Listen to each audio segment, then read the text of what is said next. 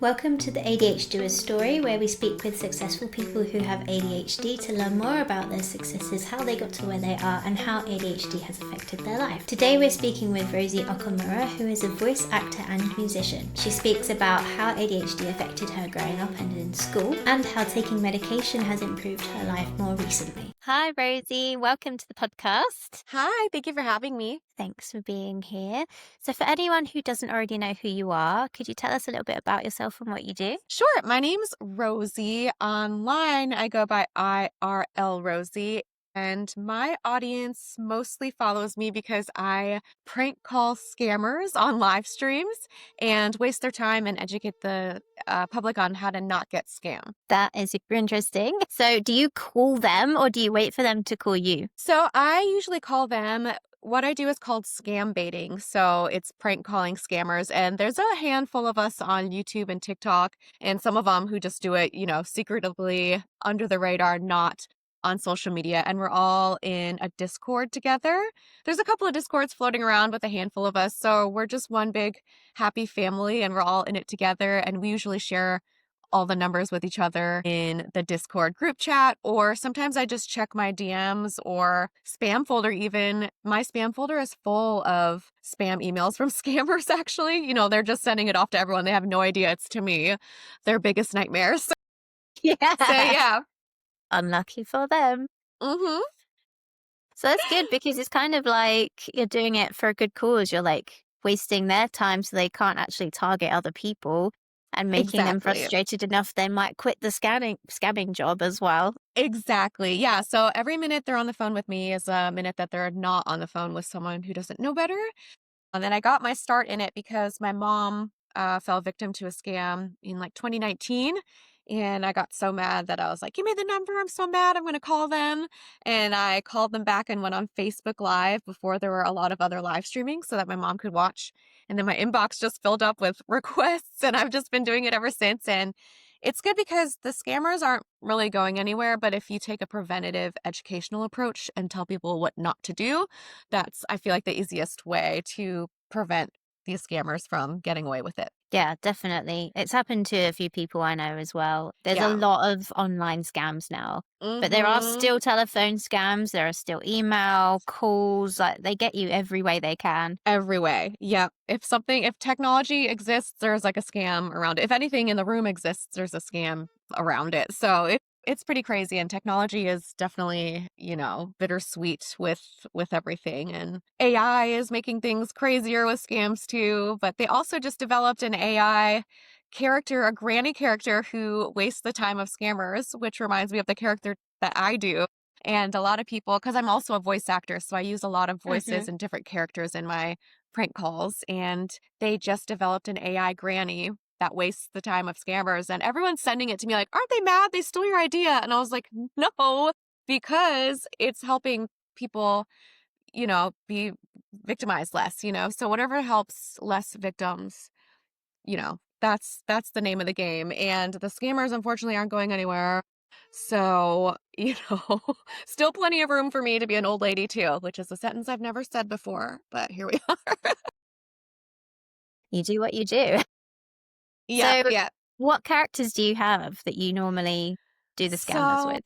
I do an old lady voice where I'm talking like this and I'm not really sure what's going on, and they get really frustrated, but they hang in there because they really believe me. I do kind of like a dumb Kardashian Valley Girl voice, so where I'm just so ditzy and don't know what's going on. And I also do a Siri impression, like a smart assistant, like, I'm sorry, I didn't get that. So sometimes That's so I do good. a call where Alexa is arguing with Granny and she doesn't know what's going on, and the scammer's like, turn off your Alexa. And I'm like, there is no Alexa.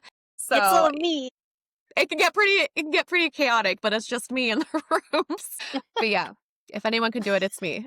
I've seen a few of your videos, and yeah, they do seem to get, they must have a lot of patience, so they do get frustrated. They do. Some of them do, some of them don't. But it's always the extreme either way.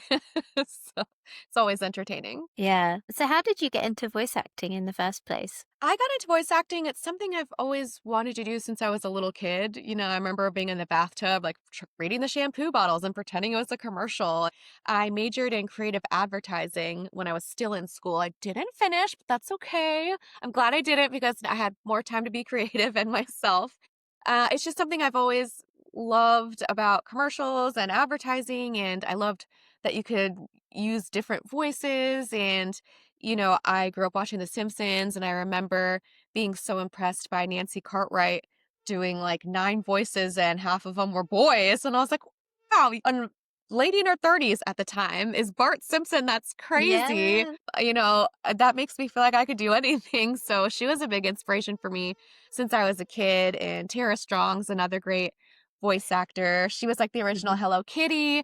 So, yeah, I just had a lot of women inspirations growing up, and I've always been goofy and mimicked voices and all that kind of stuff. So I eventually took a class a few years ago and really liked it. And yeah, I'm also a musician, so I was able to edit together through a recording software my own demo reel, and I send it off to agents. And yeah, I got an agent and it happened. So, but I worked very hard at it. I, trained and studied and used a bunch of resources and learned a lot about it. It's not just like a side gig. A lot of people think it's a side gig.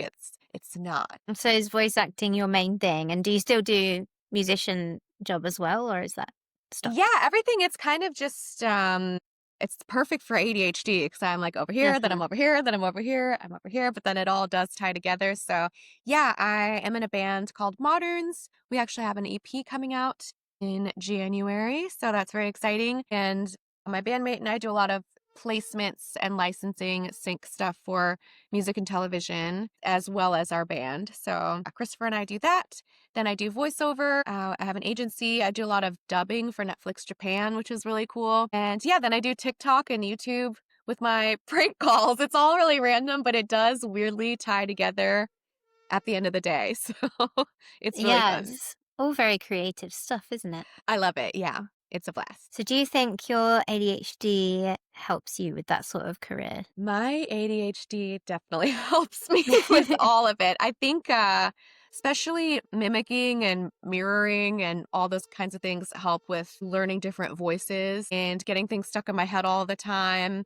Ever since I was a kid, not being super into school and more into creative stuff, not being able to hold still, definitely comes into play when I get to be on stage and move around and perform. So yeah, it helps because I get to jump around from different things and express myself. And yeah, again, the mimicking and mirroring growing up and also as an adult has helped with learning impressions. And yeah, sorry, I've got a little kitty cat visiting me. Hi, So kitty. if you see a little tail in the corner, that's Juniper. Hi, Juniper. She's usually louder, but that's good that she's quiet right now for once. I have 2 cats as well. Oh, I yeah. love I cats. love them. Me too. So have you always known that you have ADHD?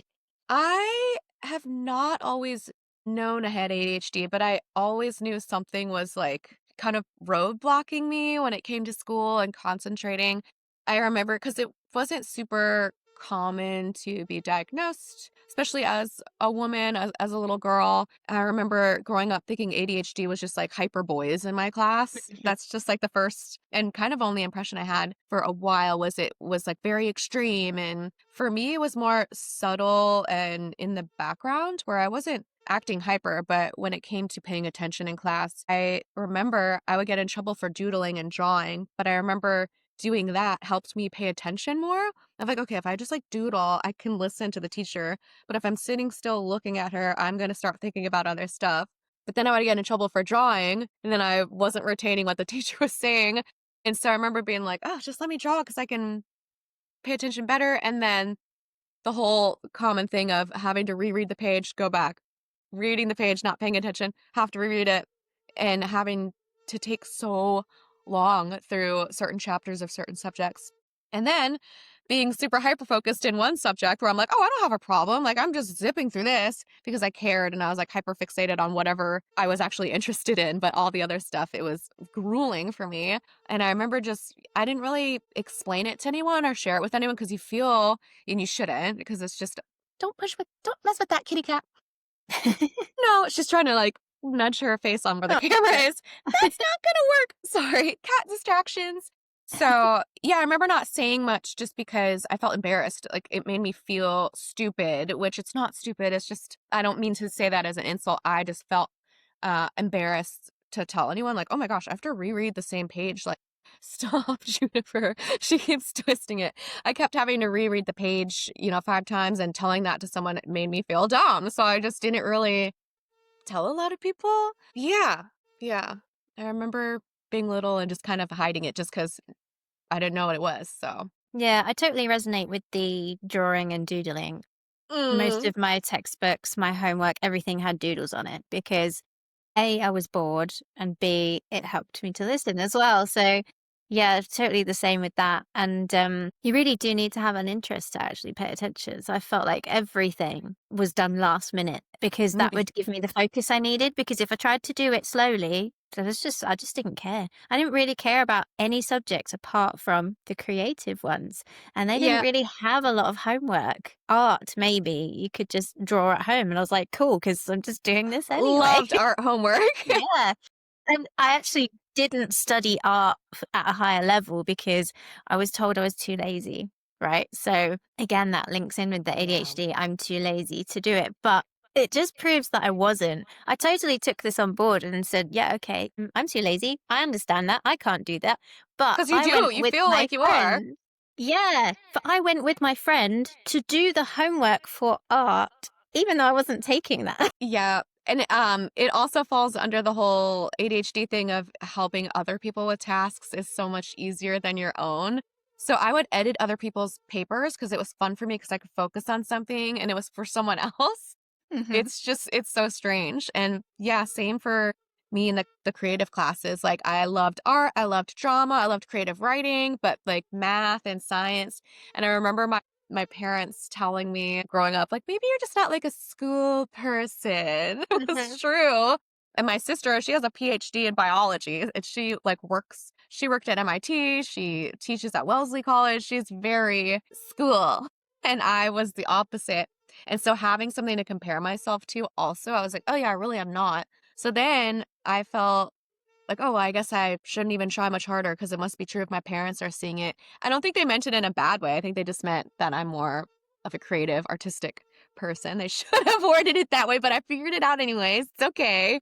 They meant well. There's a lot of things that people say, like people saying I'm lazy. I embodied that. I was like, well, if everyone thinks I'm lazy, yes, I must be lazy. And like with you, I'm not a school person. You just accept Yeah. it as factual. Like everyone's telling me the same thing. So yeah, okay, I'm not a school person. I'm not academic. So what's the point? It's the same with Yeah. me. I was like, what's the point in even trying to do art because I'm lazy and they get a lot of homework. Exactly. Exactly. Yeah. So I just never knew that anything was going on until maybe like my early 20s. I think by then some friends had been diagnosed around, and they're like, Rosie, like you have ADHD. And I thought, because you know how people will sort of throw those things around of like, oh, you're spacing out, you're not paying attention, like you're so ADHD, or you're so OCD about things when people are not OCD. And I feel like people just toss those things around, and they did for so long that I was like, ha ha ha, it's not a real thing.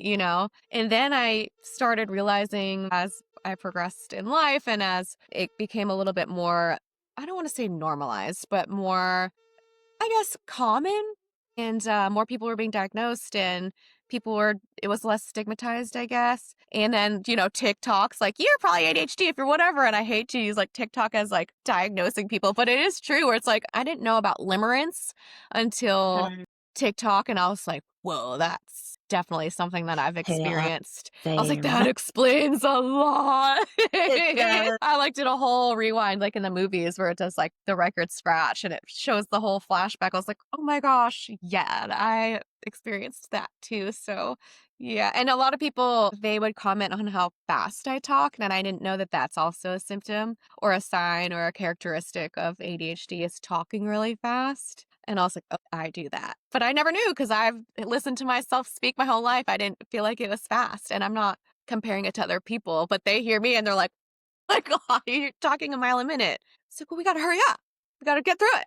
We got to finish Yeah, it. And I'm going to get to the interrupt you point too.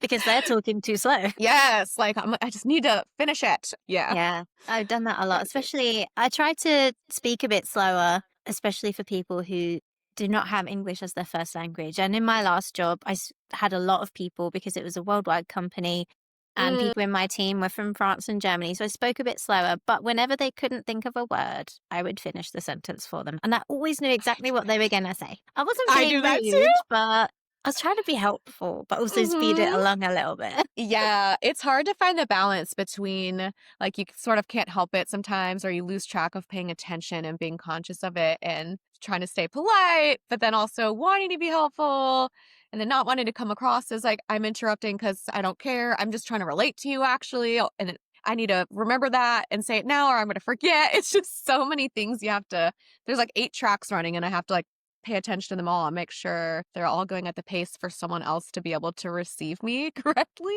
Yeah, Mm. it's crazy. But at least Yeah. you know yourself and you know like why you're doing these things and why it works for you. And your friends and family, I assume, don't have an issue with it because they know you as No. well. Yeah. Now that I'm medicated, though, it makes a huge difference. I was like, I should have done this a long time ago, but it's okay. Better late When than did you never. start that? I want to say maybe 6 months ago only. I finally was Okay. like, I need to like talk to someone about this because it just started getting harder to finish things, harder to get motivated. I didn't realize that I could sleep better at night too because I would be able to like finish tasks and go to bed and not think about everything I didn't do or everything that I'm cramming, procrastinating. Like we all wait till the last minute, so that would keep me up. And then I'm able to finish everything throughout the day and I'm tired at night because I'm done. My brain's not like racing. So I was also afraid to take it because I've heard stories or met people or been around people who like take Adderall for other reasons, and they would end up acting kind of edgy. And I was like, I don't want to act like that. But then when I took it, everything just got very quiet and peaceful. I was like, this is, wait, it felt like turning down the volume on like 10 radios going off at once or like 10 TVs. And it was just like one. I was like, can like hear now. It was crazy. It was a complete opposite from what I thought it would be, and I was nervous about what I thought it would be, and so delighted on what it ended up. So I'm thrilled. Did that feel eerie to haven't like if you haven't experienced a quiet brain ever and suddenly it's quiet, is that eerie? I say eerie, but it was definitely, I guess, like jarring in a way, but in a calm way, where it's just like, again, it's just like all those radios are playing at once, and it was quiet. It felt very peaceful. Yeah, it didn't feel eerie though. It was comfortable for once, actually, yeah, in my brain. That's good. I know I've tried different things for anxiety, not for ADHD, and it Mm, just felt like everything was too slow, too quiet, and like wading through custard. And I know I've seen yeah. other TikToks and things of people trying the ADHD medication, and they're like, I don't like it. It's uncomfortable. Yeah, that makes sense. I mean, every body is different and every brain, Yeah. processes it different. I've been on generalized anxiety medication before for a couple years, and it was great when I needed it. And then when I didn't need it anymore, like my body could tell, weaning off of it was horrible. The brain zaps were horrible. But I was to a point where I either had to up it and stay on it forever, or I could try tapering off and see how it felt. So I ended up doing that. But woo! I mean, I did it with doctor's guidance still, but like I didn't do cold turkey or anything. But even then, the brain zaps. I don't know if you've experienced those with your anxiety medication. If you like forget a day, it's great. No, I haven't heard of this. Like, I didn't take it for very long. I didn't like how it felt. Any sort of medication I've ever tried, I just took for like 1 or 2 weeks and I was like, nope, So like it. So I've Yeah. not heard of this. Yeah, the anti-anxiety ones, you have to sort of push through, I guess. You don't really feel the effects for 2 months sometimes. So you just and they often say you feel worse before you feel better, which is also a price to pay, which is pretty uncomfortable. And I Mm. pushed through it. I'm glad I did because I did need it at the time and it was helpful. But adjusting was difficult and then, tapering off was crazy. And if you forget a day, you get what's called brain zaps and it quite literally feels like your brain is zapping. And when people ask me what it feels like, it's similar to, when you fall asleep in class and you wake up like, oh, whatever, and it's that weird like jolt Mhm. feeling. It feels like that, but in your brain and it goes through your body. It's like a quick version of that feeling when you fall asleep in class and have a weird dream falling out of your desk. That's the only way I could explain it. But people who have heard or have experienced brain zaps, when I say that, they're like, yes, that's exactly what it feels like. Or when you're on the airplane and you're like really tired, you fall asleep and you go like that and you get that Like weird the like nodding feeling dog. Yeah. when your body wakes you back up and you get that jolt. It's kind of what it feels like. Really But without uncomfortable. doing that, just like you're Yeah, going it's about just your you normal just day and suddenly it's like, zoop. yeah, and you're like, it's so strange. But now that people have given it like a name and have talked about it, a lot of people are like, oh God, I thought I was the only one. I didn't know how to explain it. So at least there's a name for it. Mhm. Yeah, that's good to know that other people have the same experience, especially if you're like, "Oh, something might be wrong." Yeah, for sure. Yeah. So, were you diagnosed with anxiety before ADHD? Yeah. That was like 2018-ish, maybe a little bit before that. And I will say the medication for ADHD does help my anxiety as well. I think because finally things are organized a little bit, so I'm not Yeah. because I had more like situational generalized anxiety than just, forever in my brain. It was more situational, but yeah, having the Adderall helps because then I can organize my thoughts and I'm not so overwhelmed and bombarded and it's not like triggering anything. I'm not going through a weird spiral of like, I can't do it, which is a lot of anxiety of I can't do it is the feeling. So Mhm. it does help with that. And then I do feel a lot more calm Yeah, I was 'cause it's curious zen. because the ADHD really overlaps massively with anxiety. Like, anxiety is Mm-hmm. basically a manifestation of ADHD. It's the way that your brain works. It's so busy all the time. And then you've got the low self worth. So you're beating yourself up all the time. And with this Mm-hmm. rumination, it just continues. And then there's so many links to it. But yeah, a lot of people, if not all of the people with ADHD, experience anxiety. So that's why I was wondering, because I think a lot of Mm-hmm. people might be diagnosed with anxiety, but not with ADHD, especially women Yeah, because we don't outwardly have the hyperactivity all the time.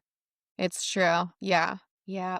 So It's a do you fun combo. yeah, super fun. Like, We I got it didn't know I all. had ADHD, but I've known I had anxiety and depression for a super long time. But I don't Mm-hmm. have anxiety and depression now. I still overthink sometimes, but now I'm Yeah. like, "Oh, it's all related to ADHD." Makes It sense now. all circles back. It Yeah, does. it does. So the anxiety side of it, has that affected you with your career? It's not even though I'm off that medication, I'm glad I weaned off of it. I didn't want to be on it forever. I still have my moments of anxiousness or a panic attack here and there, but it's not constantly or it's not this underlying like anytime now. It's guess like when I before I was full-time in, like, voiceover and content creating and music. I was working in the restaurant industry, and I was a bartender for a long time, and I would get really anxious at work because it's such a high-stress environment, and a lot of people are relying on you. You can't really just call out, so, like, Mm. the pressure of, like, only you can do it, It's not like a server where, like, a bunch of people can cover your shift, and when it's stressful, so it did affect me. I would have my moments and have to go to the walk-in, which anyone in the service industry knows what it means to go into the walk-in, which is the big refrigerator, walk-in refrigerator. It's like almost like a walk-in closet, but it's a fridge. And you can go in there and just collect your thoughts. It's like, it's where you could do like a hard reset on your mood. And sometimes people go in there to cry or freak out or scream and yell or calm down. It's our little like therapy chamber and restaurant. So I'm grateful for the walk-in, but yeah, I did have anxiety. It did affect me when I was in the restaurant industry, but I would always end up pulling it together. But yeah, it did get in the way sometimes though. I used to work in a microbiology lab and we also had walk-in fridges and freezers and I definitely used it for that purpose. Okay, yeah, so you had a cry corner is what we used to call it. Yeah, I just, Yeah. it had a lot of medicine around instead of food, but Yeah. same thing. But same cooling, calming effect in there. Temperature Yeah. regulated. I mean, it's true as well because cold therapy is quite good for anxiety. Mhm. So actually, we were Yep, doing that without even knowing. it worked. When I get rich, I'm putting one in my house. Yeah, I mean, you could also have a cold plunge pool rather than a Yes. walk-in I've fridge, but actually never done that. I've never done that. Have you've you never, done oh it? my God, yeah, all the No, I've time. never done it. So my gym has a spa, so I do hot and cold therapy. The sauna, Wow. amazing, and then plunge pool after, which Nice. gives me this really, I don't know if anyone else listening has this, but it gives me this really weird feeling of the room spinning. Like how you feel if you've had too much alcohol. That's what I get after the sauna and then the plunge pool. So, I don't know, people can tell Really? me if It's they have fun? the It's same. not uncomfortable? You like it? It is uncomfortable, but I like it Okay. still. Okay. I'm like, I need to lay down. But You're like, I just need yeah, to you feel something. yeah, I don't drink, so Interesting. You're that's like, what I do. I just go in the sauna and then the plunge pool. there you go. The way There we go. healthier alternative. It is, and my blood is definitely pumping around, so Yeah. God, the I cold can is good. imagine. So if Yeah. like I don't know if you go to the gym, but if you do a sauna after the gym, it helps promote the muscle growth. So you don't want to do cold plunge straight after. But if you do cold plunge the day after, it helps reduce inflammation.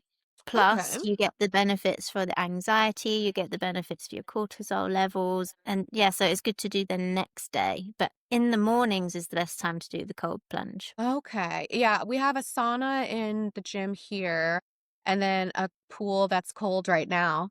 I don't know if it would be cold as a cold plunge, but I've done sauna and then like jumped in the pool before after a workout. So I'll have to do it more often, I guess. Yeah, it's good for you. And Yeah. with regards to ADHD as well, a lot of people struggle to sleep. And so if you have Mhm. a cold shower or a cold plunge just before bed, it helps you regulate your temperature to be a more comfortable temperature for sleep before bed as well. I didn't know that. Would a cold shower suffice for that Yes, theory? it does. Okay. Good to So for me, know. I don't have trouble sleeping, so it's not good for me because I'll be too cold. But for Okay. anyone that does I have do. trouble, yeah, you Me, could I try it. do. Yeah, I will. I think I will. Yeah, let me know how you get Anything to on. sleep. So is that something that you've always struggled with, the sleep? Yeah, ever since I was little, I remember I would like get put to bed and then I would be wide awake and have to like entertain myself. I would get up and like try to read a book to bore myself or put on like calming music. I was trying to self-soothe since I was a little kid because I didn't want to wake up my parents every time. Like, I can't sleep. That's gotta get annoying. Now the whole house isn't sleeping. But yeah, ever since I was little, I would toss and turn and just feel restless and bored and not tired. Crazy, yeah. And then all throughout teenage years and college and now, it's always been hard to fall asleep. It's so annoying. I'm great at naps, and I think there's no pressure. Like if I'm going to bed at night, I'm like, all right, go to sleep. Like you gotta sleep.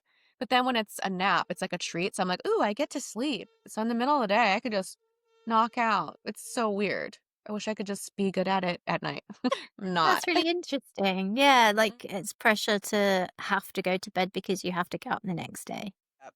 Yep, or I'm gonna feel like crap and I waste the whole day being tired, which is a horrible feeling. That's really Yeah. interesting. I've not really thought about that perspective of it before. It Because for me, sucks. it's different. Yeah, for me, it's like if I have a nap, I'm wasting time.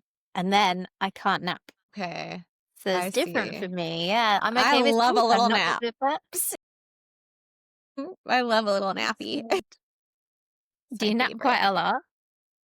I would say like 4 days out of the week, I'll take like at least a 15-minute nap in the middle of the day.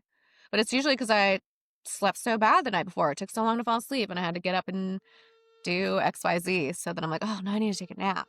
But I do have times where it is hard to fall asleep because I feel like I'm wasting time or I feel like guilty about it. But then there's other times where I'm like, I have to or I won't get anything done because I'm going to feel too sleepy, which is the most dreadful feeling. Yeah, that's not fun. I can Hmm. imagine that's not fun. Yeah. Has the sleep affected your career? No, not really. I don't think it gets super in the way just because for me, I have due dates more than I have specific times that I really need to do anything. So as long as I get this track sent in or this recording done or this audition by 3, I know I can do whatever I want. Or if I sleep badly, I know I can take a nap and send it in by 4 because, us, we're going to do last minute procrastination and cram. So yeah, it Mhm. hasn't gotten super in the way. When I worked in the restaurant, it did because, I would work a double and my brain would be like wide awake and wired from working. Then I'd have to open the next morning and I'd be like, okay, go to sleep, pressure's on. And then the pressure would be like, okay, hurry up and go to sleep. It would be so awful. And then I'd have to wake up and feel so tired and then work another double. So it would get in the way more with like restaurant stuff than now, just because I can make my own hours for the most part. Yeah. Yeah, so it's good you found a career option that you basically Mm-hmm. work it around you and your sleep schedule and Yeah. your personality and everything. So it suits Mm-hmm. you down to a T. Yeah. I'm very grateful. Very grateful. I mean, you built it for yourself, so grateful to yourself as well. Yeah. Yeah. Yeah. I'm happy. What's the part that you like the most out of the different types of job roles that you do? Oh my gosh, I don't know that I can choose. I guess I don't know. It's all three are fun. I love doing voiceover just because I can be different characters or I get to watch anime for free basically and get paid for it. Like I have that. Um, doing the live streaming and TikToks is so fun. It's like a different kind of fun and funny.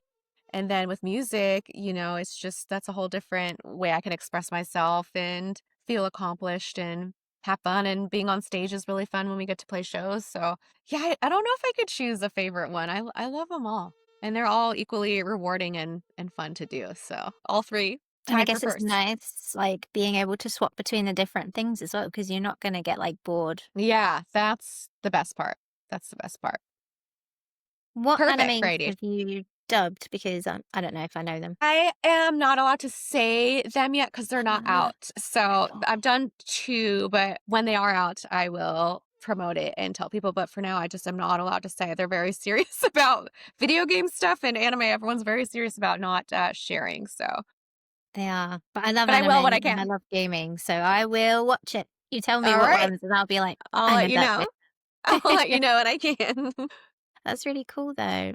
That's Mhm. something that so I remember just it just popped up for me. There was a time in my drama class at school where we had to write a short story script for our pantomime as like the idea and then we'd kind of roll with it after that. So I did it and Mhm. whilst I was reading it out, I didn't realize that I was doing loads of different voices for all the different parts and all the different I characters. see. And at the end, everyone was like, maybe you should just do it by yourself. And I was like, what do you mean? So have you ever like just done random voices and not realized and people have been like, why are you doing that? That's awesome, by the way. I want to hear the voices.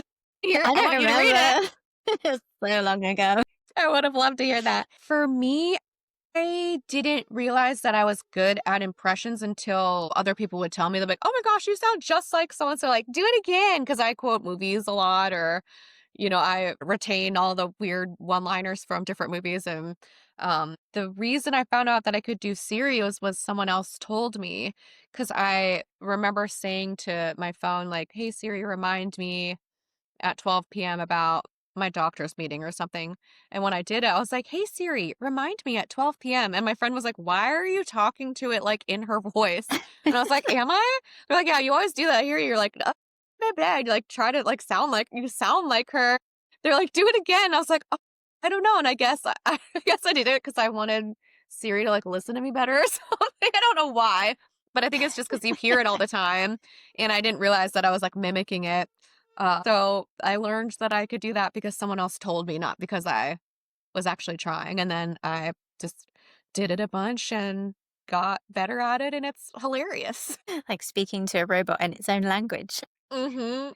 Mhm. I'm like, I want her to like me. Yeah, I want her Oh to my. like me and understand me properly. So Yeah, I like just want her to look like a robot. please just like me. So I know you said the three main voices. Can you do any other voices? I do like singing impressions too. Like I've sung like Britney Spears on the phone, like, oh, baby, baby. And I've tricked scammers on the phone. They're like, oh, I've told them, like, you're on the phone with Britney Spears. Like, we are pranking people today. This is really her. So, yeah, a couple of singers and, yeah, Siri and Granny and a Southern accent, Australian accent, a bunch of different things like that. But I can't do a British accent to save my life because my brain only wants to do Australian. Like, I can't just only wants to do Australian. Like, I can't do anything else. It But I is want a to get better at little bit accents. similar. Yeah. I mean, Yeah. a lot of people meet me and they say, "Are you Australian?" I'm like, "No." You're like, no, not no. Yeah. But I think it did depend, like, where you are in Britain as well, because if you're from where I am, which is Essex, we do have the upwards inflection at the end, and we have quite a harsh Mm. A sound. But if you Mhm. had someone from the north, you'd be like, "Oh, you're definitely not Australian," because Liverpudlian accent, you can't mistake that. Yeah, You can crack accents that fascinate one. me. Yeah. Yeah.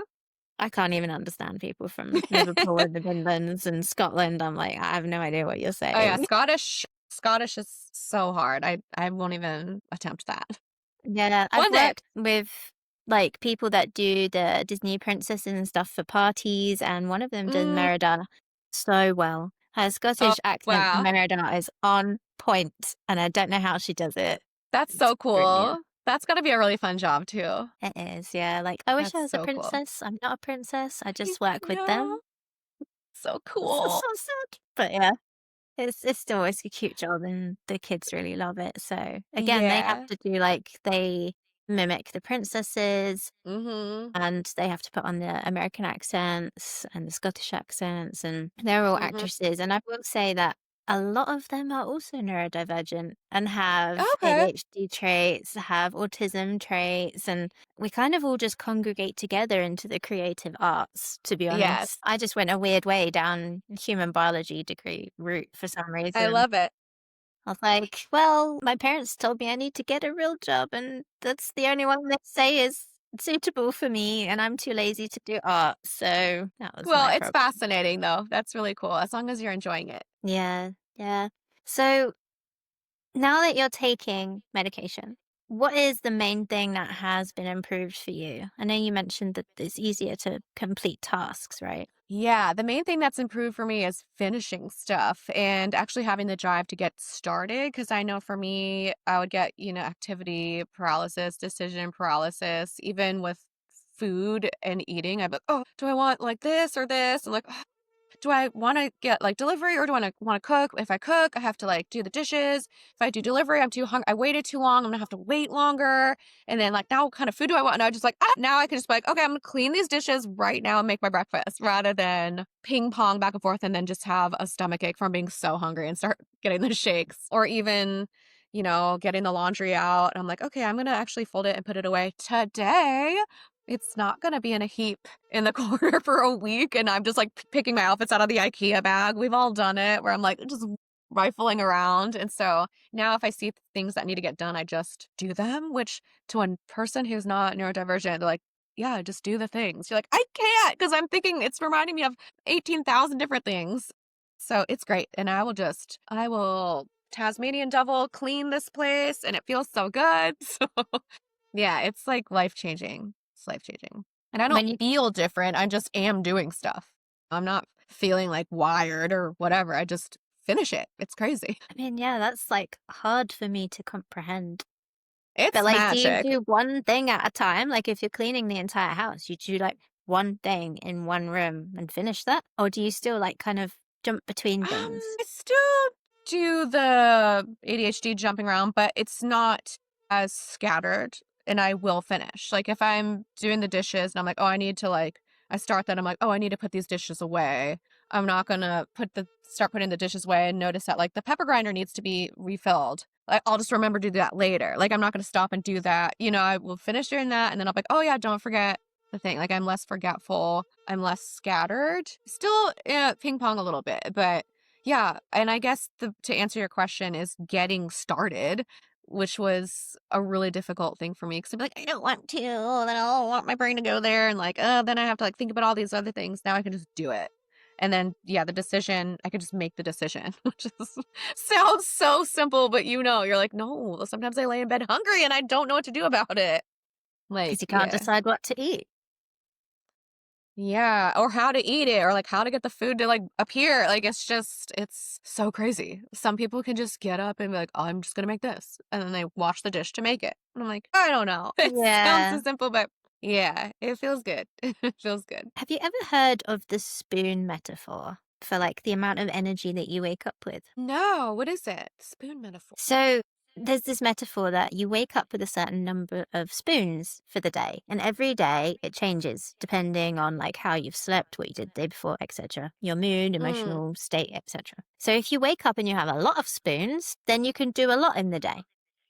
mhm. And let's say that one task is one spoon. If you have 10 spoons, you do 10 tasks. But for people with ADHD, one task might take 5 spoons. So you might only be able Oh. to do 2 tasks that day. Sometimes you wake up and I say to people, I've got negative 10 spoons today. And Mhm. I'm like, I still have to push through and do these things, but it's going to take a lot more energy and I don't have. So Yeah. I don't know if you've found, I know that obviously you don't work in that metaphor usually, but do you wake up with more spoons, metaphorically, now that you have the medication, if that makes sense? Yeah, I mean, on the days that I take it, yeah. Like, I think I wake up with, 3 spoons for 45 tasks, right, every day, but if I do take the medication, then I have, like, the perfect amount. Yeah, but the days that I don't super need to take it, I don't, just because I know that it's, like, habit forming, then you have to, like, up the dose, you need, like, it has to be, like, stronger later, so I take what they call a drug holiday, which when I had, like, a follow-up appointment, my psychiatrist was like, "Do you take drug holidays?" And I'd never heard that, and I was like, "What is that?" Like, a drug I've holiday not heard sounds that like either. spring break! I was like, "What?" I was like, Yeah. "I don't think so. Is this a trap?" And she's like, "No, are there days where you don't take it?" I was like, "Oh, like a holiday, like a rest day." It's like, "You guys don't call it that," 'cause I was about to answer that You're real wrong. thinking the opposite. I was about to answer that real All the wrong. I'm like, drugs. "I live in LA. Careful how you ask me." I'm just kidding. But, I do take what's called a drug holiday, apparently is a word, a term where if you don't have a lot to do and you don't super need to take it, don't.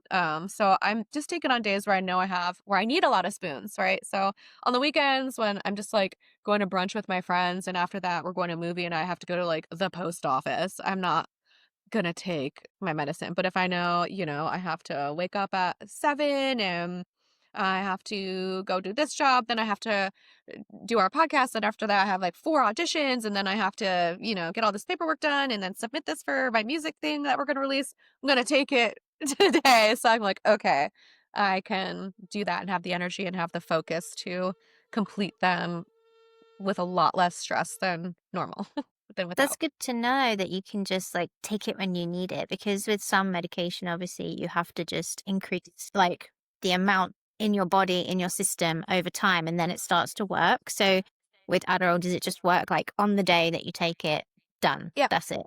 Yeah. You can take it like very situationally, I guess. I don't know if that's the way to explain it, but Yeah, so it's kind of similar to when I take ashwagandha, which is like a natural herbal supplement which helps I've heard anxiety. about that. Yeah, it's super good. And for me, it just works straight away. I just take one, done. That's it. Having a bad day, having a stressful day, I take one, calms my body, calms my system, and I'm cool. Some people, they don't get that effect straight away. So they might take it over a week and then it starts to like calm them down. But I think it might depend Mm, on your state of stress and what state your body's in. But gotcha. yeah. So again, if people take that over a long period of time, they're recommended to have a week or two off in the middle so that it starts to make you feel a bit emotionless if you take it for too long. Oh, But okay. also you don't want to get like too acclimatized to it. Like you said with the Mhm. Adderall, you don't want to become almost like immune to it and have to up the dosage again. Right, right, right. Yeah. Yeah. Well, I'll have So to check that it's out. good I've to heard a lot know. about it too. Yeah, as like a natural supplement, it's really good. I would recommend it to everyone, but obviously Yeah. check if it interacts with any other medication you're Mhm. on and stuff. But yeah, it's pretty good for anxiety and stress. So Yeah, it it's could be great. good. It's good for sleep as well. So I'm a mental health coach Mm. and I've had clients with ADHD and I've recommended it to them for sleep and it's Mm. always worked. So that is also I'll have another to thing check it that can out. help. Yeah. I'll check if I can take it and give it a shot. Yeah. Anything. Also like meditations. Like, have you ever done anything like that?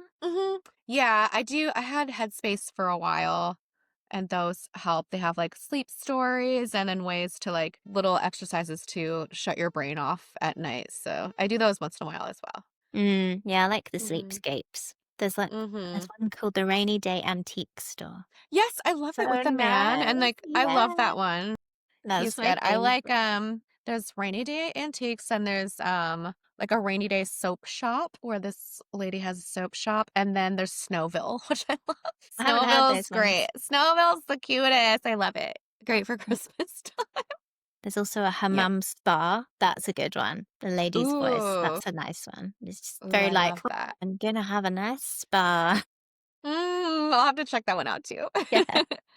Yeah, those are the Um, best. so just I know we've talked in terms of your career and stuff, but has the medication helped you in your social life or anything like that as well, like your connections with people? Yeah, it has. On the days that I do take the medication, I will find myself speaking slower, interrupting a lot less, which is really helpful, and just paying more attention to what other people are saying. Not that people weren't interesting or I didn't care, just when it comes to focusing in one-on-one conversations, yeah, I interrupt a lot less and I speak slower for the most part on my medication days, which helps because I'm a better listener and literally a better speaker. So it has helped. Yeah. Not that anyone was so annoyed with me before, but I can tell I will feel the difference in my body of like, oh, wow, ordinarily I know I would have interrupted and brought this up, or I know I would have been speaking a lot faster. So it has helped. Yeah. And is it easier to pay attention when someone else is speaking as well? Yeah. Yeah. And again, I don't feel different. I just am doing things better. Like, I don't feel like I'm a different person at all. I just like feel like, oh, wow, I would have usually interrupted. I can tell that I am conscious of not doing it. Like, I'll feel all the times where I almost would have. And my brain was like, no, don't, not today. Not doing that. It's So like, it we're helps. chill in here. You don't need to. We're chill. We're gonna remember what you were thinking. You don't have to say it right Hmm. this second. Yep. Yep. It's helpful. Oh, that's good. So, Hmm. we're coming towards the end now. I just wanted to ask you a question. If you could give one piece of advice to your younger self, what would it be? My best piece of advice to my younger self? No.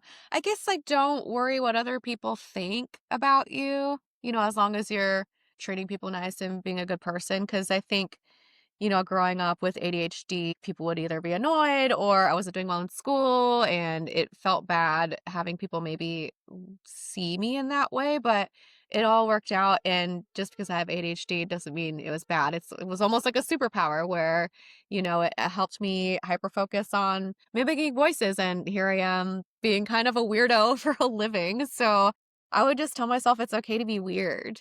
It would be like my best piece of advice. As long as you're treating people nice, it's okay to be weird. Yes, good weird, not bad weird. Good weird. There's There's a there's difference. bad weird. There's bad weird. Don't be bad weird. We don't want that. It's We okay to just be want good good weird. weird. Yeah.